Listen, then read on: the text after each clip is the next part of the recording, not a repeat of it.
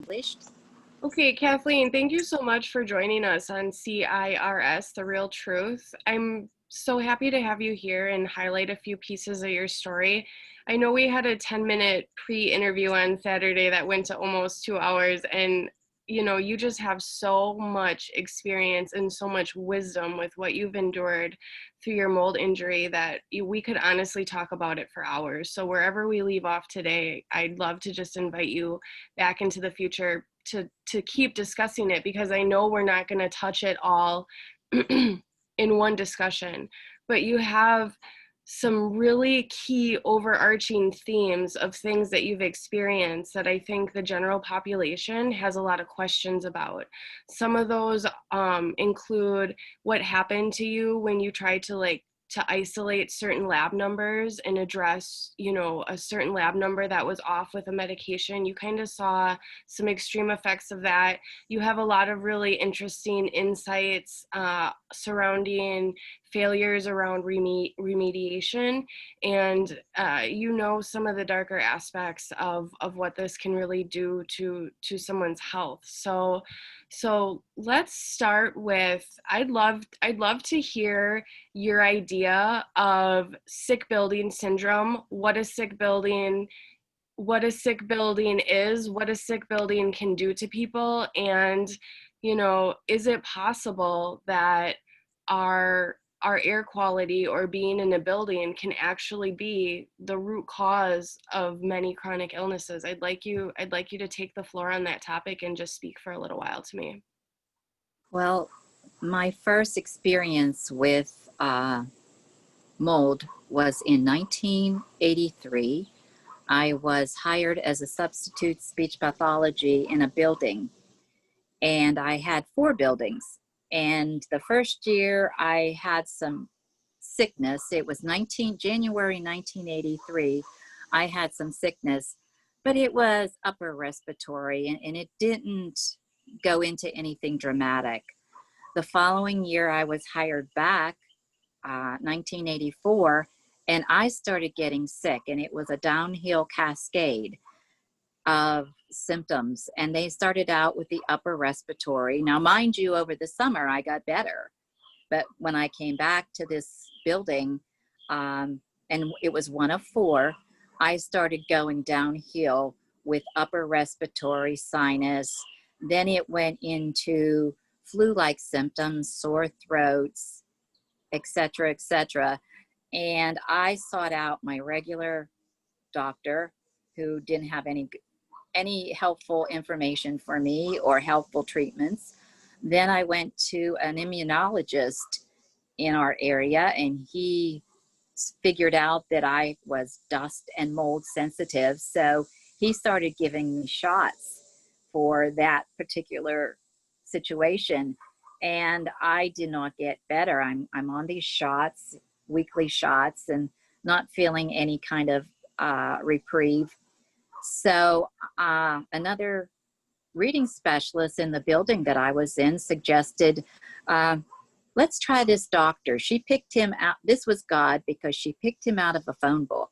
She had no experience with him whatsoever, and she's a Christian. She picked him out of the phone book, and she was helped by him. And she said, why not try him? And it was an integrative doctor.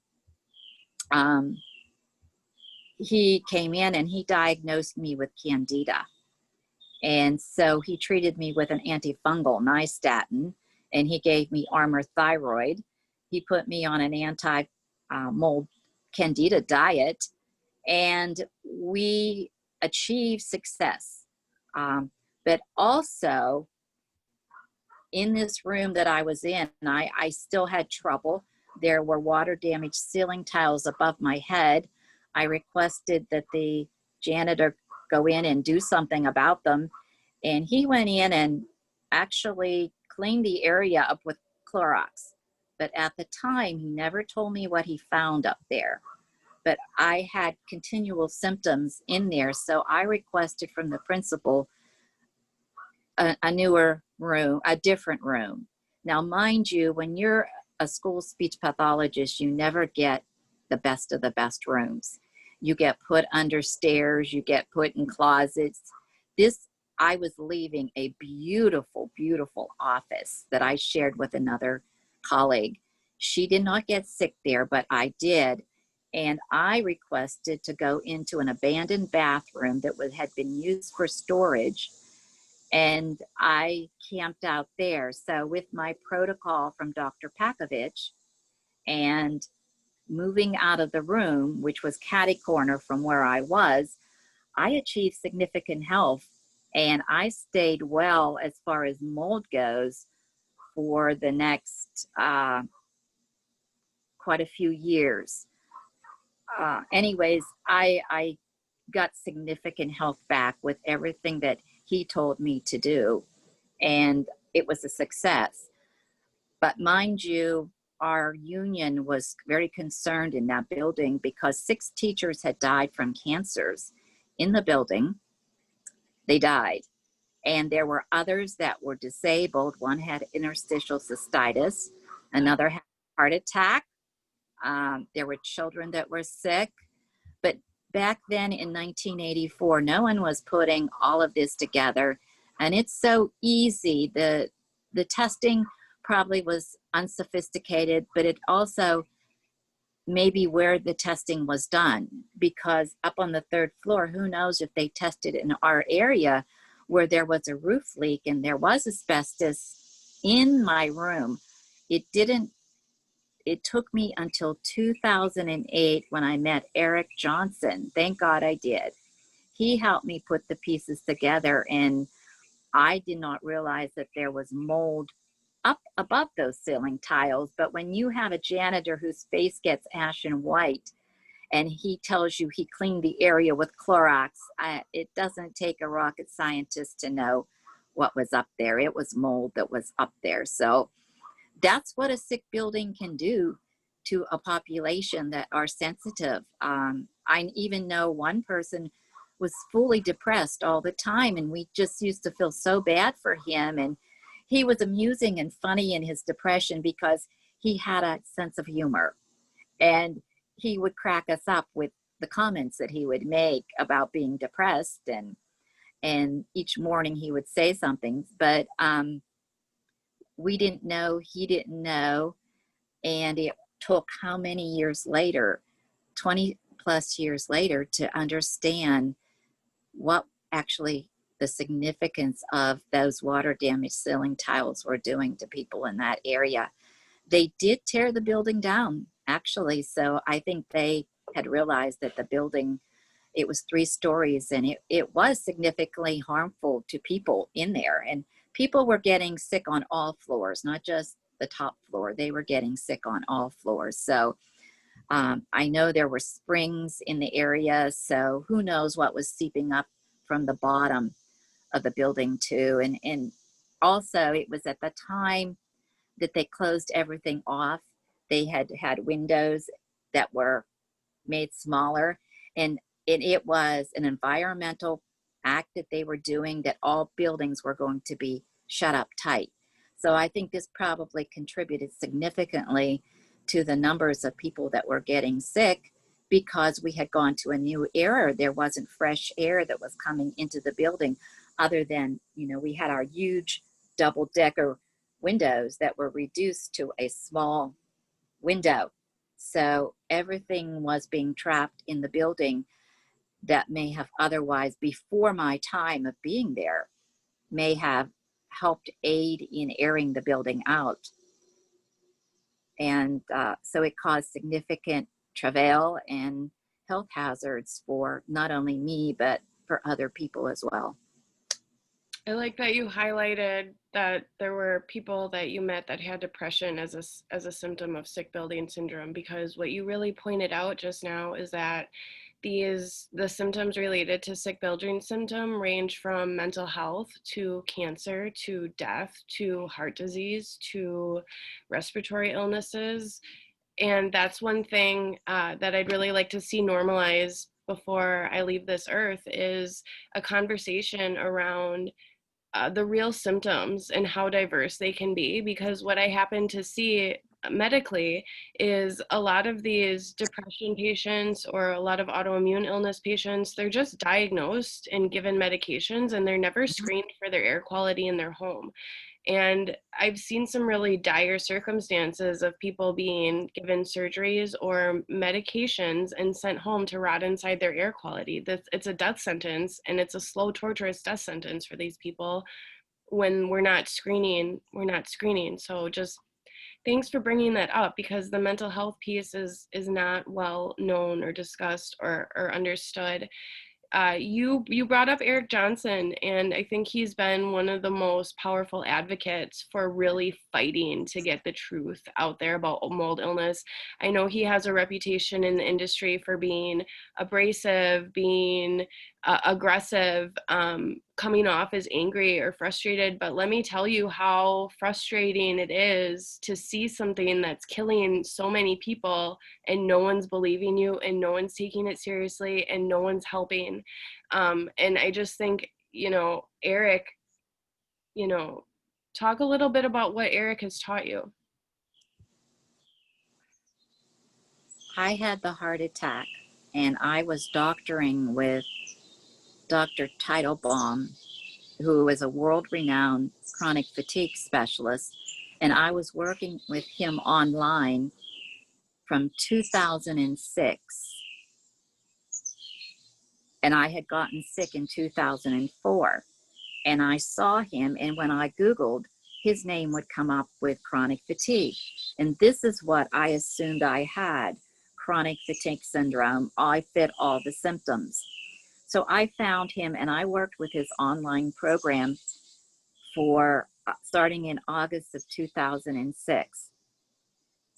I did his supplements, and finally in May of 2007, he said, why don't you take off for a while?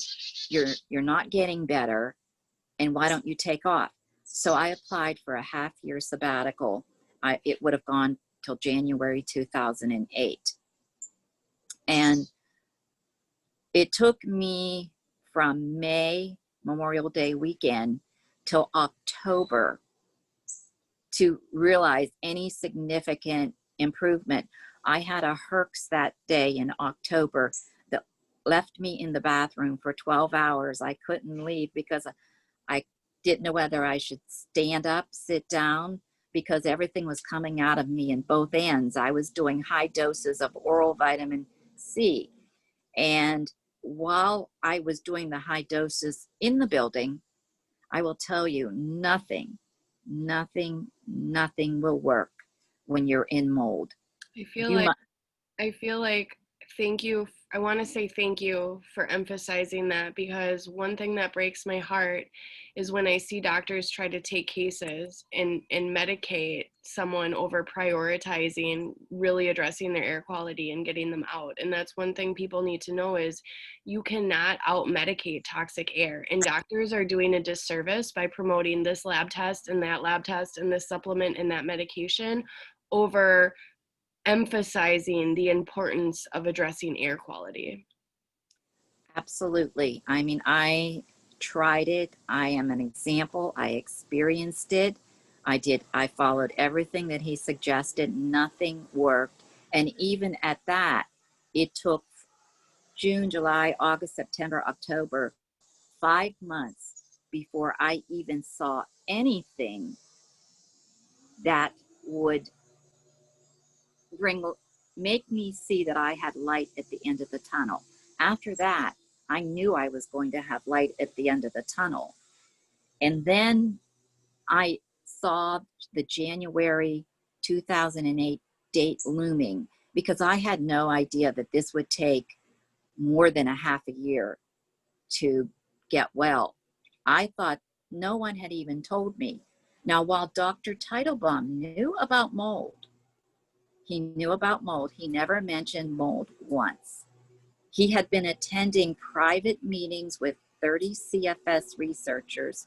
Dr. Shoemaker was there presenting his aspect of mold. And this is the thing that Eric gets very upset about, that all these researchers heard Dr. Shoemaker and they kind of negated the information that he was presenting. And Dr. Teitelbaum also negated that information and never mentioned it to me. And so I had no clue. But it gets hairy at this part now.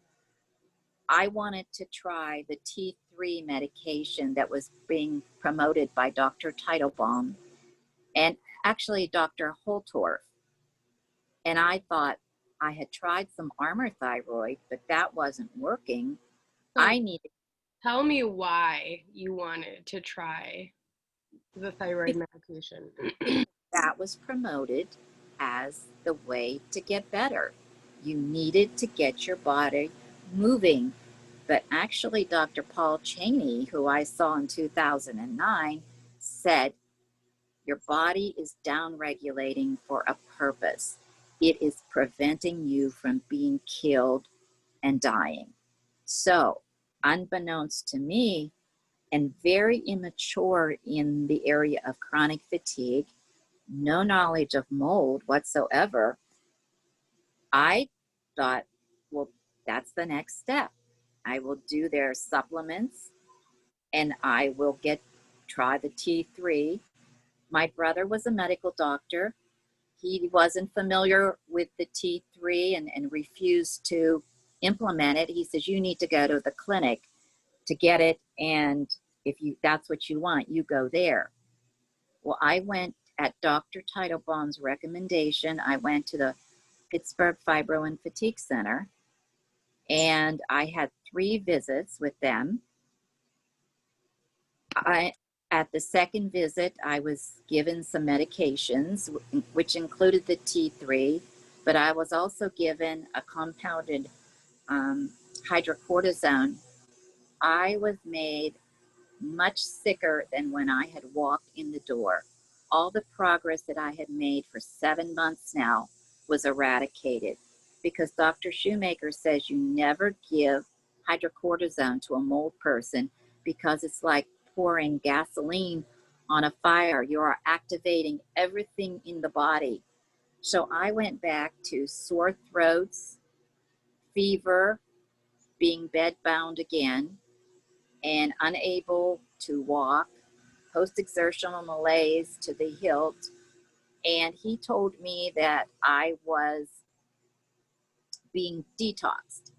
And I said to the fibro and fatigue doctor, I am not detoxing. I know what detoxing is. I went through that in October. This is different. These symptoms are like when I was in the building. That's what it was similar to. Was So I your took. information and feedback well received, or did they argue with you? He argued with me. He was very narcissistic. He only had a 2-week crash course in chronic fatigue because he had lost his license in Pennsylvania for claiming he was a credentialed ER doctor, and he wasn't. So the hospital took him to the state. He had lost his license, but they gave him probation. They gave him a fine, and they asked him to do coursework. And in this time, I'm supposing he had no options for a job. And so he ended up at the Fibro and Fatigue Center. They're needing a doctor and they're giving him a crash course. And so the fit was good, except I knew more about this field than he did. And I knew when I was having a reaction that it wasn't a detox, that it was something more serious. And so I took myself off the medication and I started to improve. And at the last visit, or before the last visit, I did a test try. I did my own science. I took one of the pills and immediately I got sick again. So I knew it was the medication that was making me sick. Now, also, he had given me a very high dose of T3 medication at 100 micrograms. Now, I had been on a small dose of Armour. I had a lot of T that was going into a reverse T3. So nothing was working as far as the armor thyroid. I wasn't getting the full dose. He took and organized a 100 microgram initial dose when it's normal to start at 25 micrograms and increase by 5 micrograms. I had thyroid storm. Everything bothered me. Noise bothered me. I was extremely anxious and full of anxiety. Everything was wrong. And so at the last visit, I said, one, that your hydrocortisone was bad.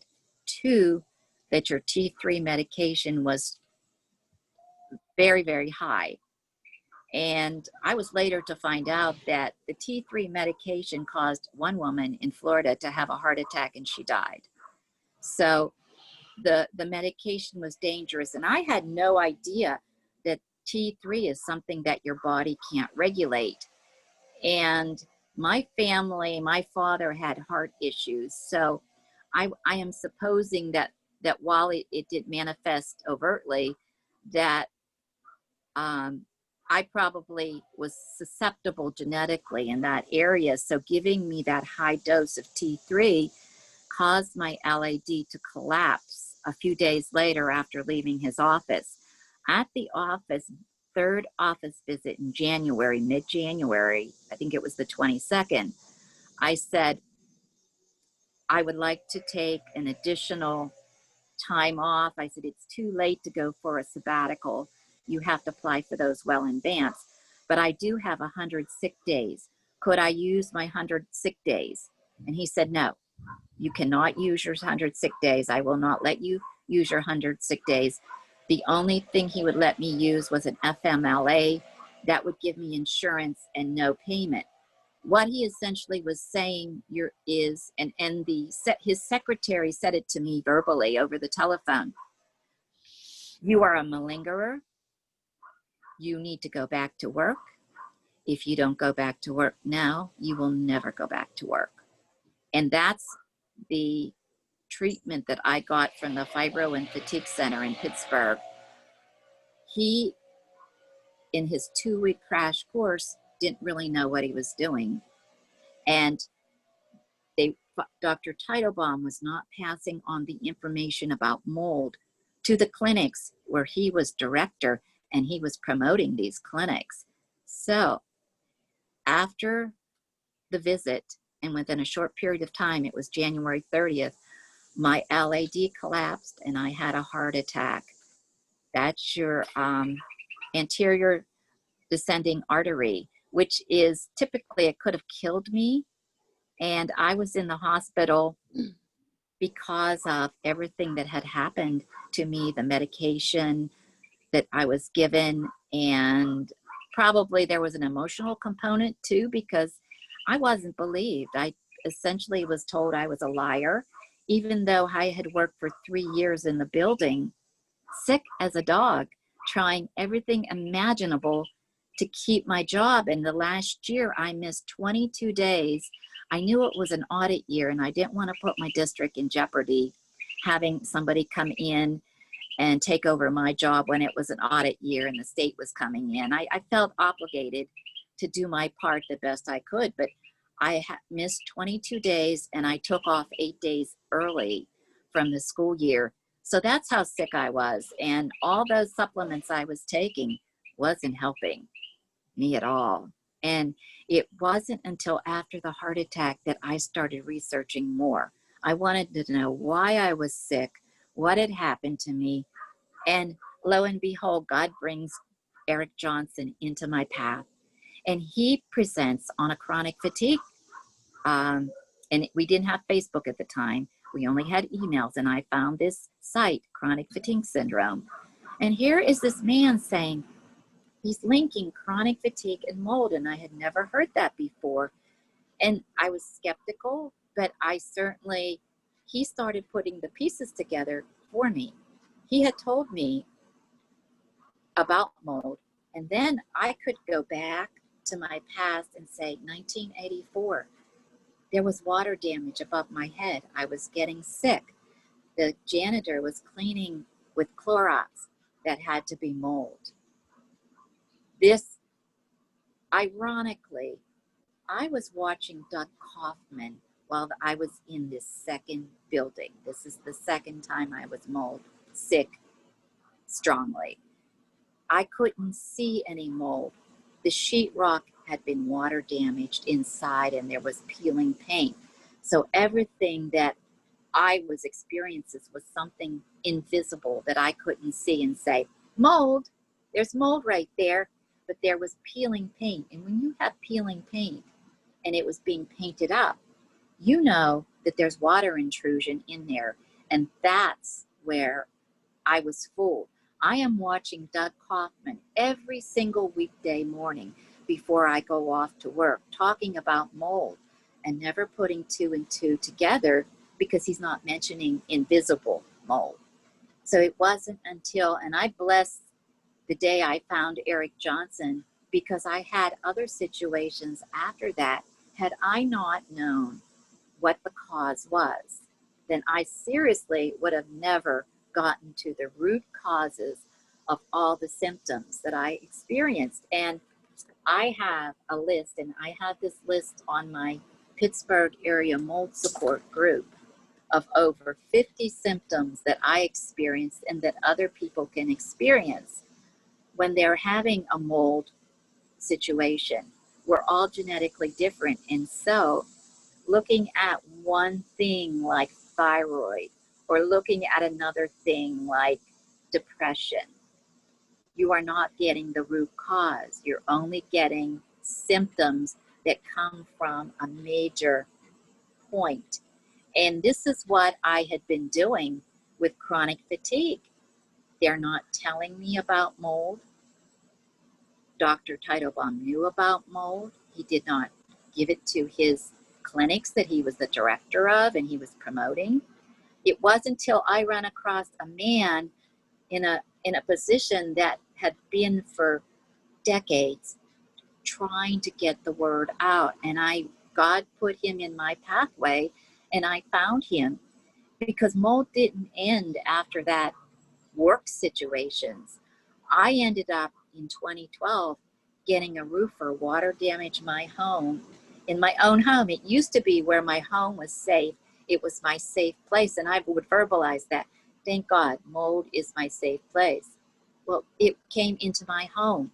It happened in May of 2012, and this was the real test if Eric was right. I had sealed off the attic thinking everything was okay. We had two insurance companies fighting over the damages and who was going to pay. It's an $18,000 minimum at the most, at the least, that I was going to have to shell off, and who has $18,000 just to shell out?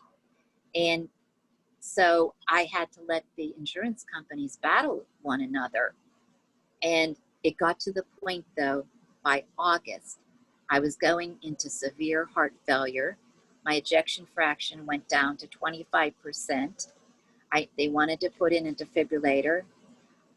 I had dysautonomia. I had POTS. I had could not put sentences together. I could not even express myself coherently. It would take me days to put an email together. And I was going down the tube one more time. And so I called in my own remediation company. I had to interview several. I found one that would work with me. They would sit down and we worked our challenges out together. And with everything I learned from remediation on my own, I implemented drastic procedures. I got rid of lighting. I got rid of electronics. I removed all carpeting within the house. I have an open story, 2-story foyer and great room. So everything that was coming in from the rainstorm, and they had only tarped my house, it went into my son's room, my son's bathroom, and the great room. And the roofer refused to even walk in my house and look at the damage that had been done. He came for payment. It happened on Monday. By the time Friday came through, he's coming for payment.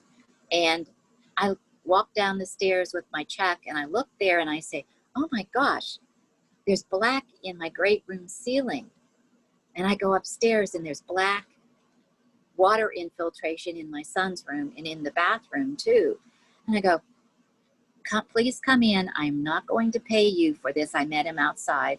He said he refused to come in, and he ended up suing me because I refused to pay him the balance. I wanted to know that my home was safe. Well, my home wasn't safe. Letting it sit for 2 months and having nothing done in the heat of the summer sun, all the water was percolating and creating mold up in my attic. And What was the legal result when you guys argued about this in court with the roofer? He took me to district magistrate court. She was supposed to have a hearing, and I was supposed to bring a defense, and she was supposed to reschedule it. She did not reschedule it. She said, oh, you know what? And I was very naive at the time. I should have said, redo and retry this case. She goes, he is going to come back at you again, and it's going to end up in county court anyway, so just go there directly. And so I had been working with his insurance company, and I actually negotiated a settlement. And once I was forced into going to county court, which I probably should have had an attorney telling me what to do, but I trusted her because she said, you know what you're talking about. My relative in Connecticut is going through the same thing. She's teaching out of a trailer because there's mold in her school. She goes, I know what you're talking about, but just go to county court. And I didn't think otherwise.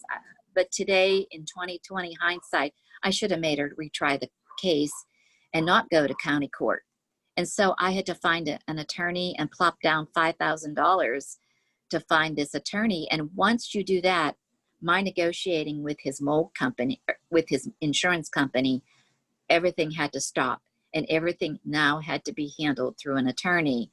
So everything that I had negotiated financially was put at a standstill. And I had presented myself well to them. I had given a thorough history of what I had gone through. And I even had the roofer sign a waiver that he would not water damage my home. And if he water damaged my home, he would be held liable for it because I explained everything up front, that I was very susceptible to mold. And actually, when I went to the immunologist said, you have an allergy to mold. So I have both. I have allergy and I have toxicity. So if somebody says it's only allergy based and you can only have a reaction at allergy, I have both. I have the dreaded genes that Shoemaker talked about, and I also have the allergy too. So it's a double whammy.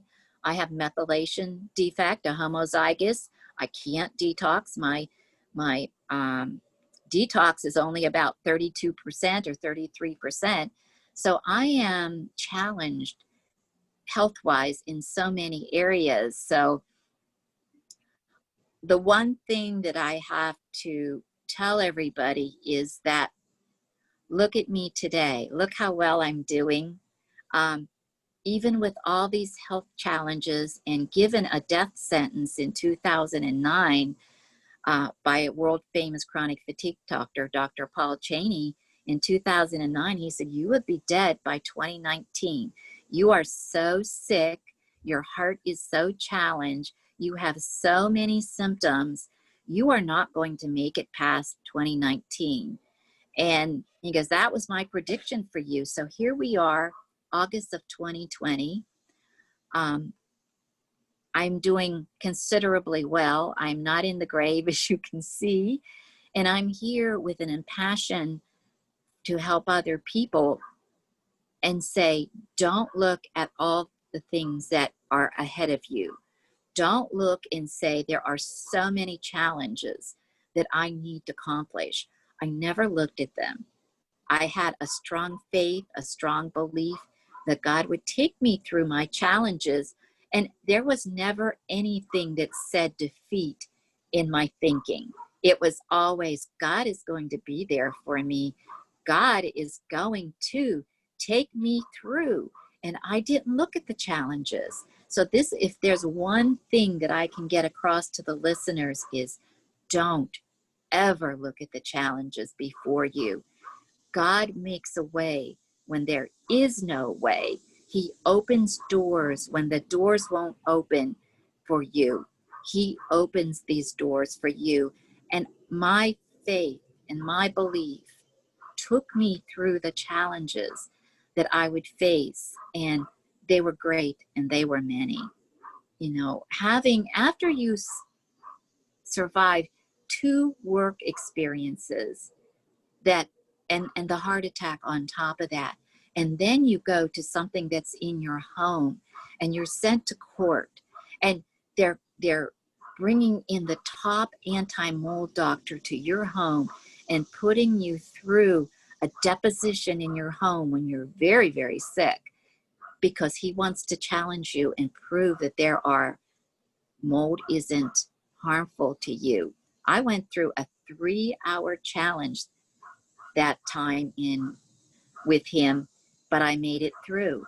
And then I went through depositions after that were 3 hours with an opposing attorney from hell that tried to challenge me on everything.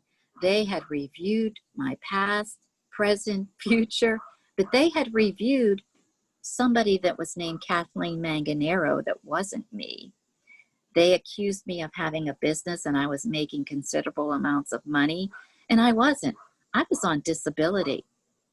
I got disability in 2009, which was retroactive to 2007. And this is how God was blessing me. He saw that I was challenged. The disability program, they accepted me. But it was interesting. I got an evaluation back from the doctor that had interviewed me, and said, she's very intelligent. She's extremely intelligent, explaining all this stuff to me, what happened to her. But she's very histrionic in nature. In other words, everything that I was sharing with him that happened to me about the doctor giving me the high dose of thyroid medication and the mold and everything, he looked at it as, this isn't in my history. This isn't in my education. So he turned it on me and said, she's very intelligent, but she's histrionic in nature. And don't you love her little subtle phrases for making it be your fault that they don't understand you? It's amazing how these arrogant, overly logical medical professionals can flip the script like you're the problem because they don't comprehend it. That blows my mind. It is, but the bottom line was, because of the heart attack, I got disability. No doubt if it was mold alone, I wouldn't have gotten disability, but because I was in such severe, if I had challenges with the mold before, when you add a heart attack onto mold symptoms, I was bedbound. I couldn't even walk downstairs. I couldn't even walk. I couldn't even put on a cup of hot water. I couldn't even make a meal for myself. I was put into severe pain, severe post-exertional malaise, severe mitochondrial deficiencies where my mitochondria wouldn't work. And this is where, if I had joint pain and neck pain before, I now had the cranionervical instability that was, I had to actually hold my head up because I couldn't support my head with my neck ligature and muscles. They just weren't. So this is what I overcame. So looking at me, do I look like I have been through those kinds of challenges? And that's why I want to say, you can do it. God will show you a way. He will bring people into your path and he will show you. I do not rely on doctors.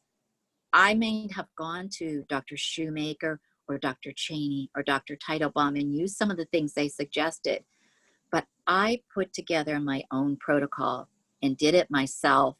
I was on the internet every single day researching what will help me. I looked at every doctor, everything that I could possibly find.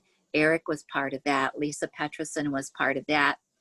All those things I put together, and what works for one person doesn't necessarily work for another person. So I think that's a beautiful place to begin to wrap up, because you and I have had an in-depth conversation about what happens when patients are isolating or chasing one specific number. And for you, that was thyroid medication with thyroid numbers and a heart attack. So that's one thing that I find in this field of mold injury is people really attached to chasing numbers and addressing numbers and supplements. I love how you explained it. Your thyroid wasn't working well because it was protecting your body. So what happens when you force the stimulation of an organ function? For you, that backfired. I see these one-size-fits-all protocols. When people have bad responses, they're all just told they're having a herxing reaction. And what I like about what you're saying is you're someone who is flat out saying there's no one-size-fits-all protocol. It has to be customized per patient. yes, and the dosages too that are given, not only if you have a protocol, the dosages have to be fitted to the person. I cannot take things. I react at a half to a quarter dose of what normal people took. While I did take CSM, I took it at an eighth of a teaspoon. And I learned that from Dr. M.J. Pakovich in 1984 when he was giving me the first antifungal. He said, we're going to start you out of a quarter of a dose and we're going to build up slowly. That way you won't have a severe reaction and your body won't be overwhelmed with your detoxing with the candida. So I have taken that religiously to the future and to everything and applied it to everything that I have done in the future. I know I react quickly to anything. So I caution anybody that these doctors are saying, take a full packet of CSM. I could have never taken a full packet of CSM or take it full 4 times a day. No, I took it maybe an eighth of a teaspoon once or twice a day. And I look at me here today. And what I would suggest, if somebody, we in the future may get more chance to interact, but go to the Pittsburgh area mold support group that I started 2 years ago. I have everything that I have done in the announcement section on my group. I don't have a book written. I am not looking to make any money on what I have done. I am only looking to help people get through horrific circumstances and trials.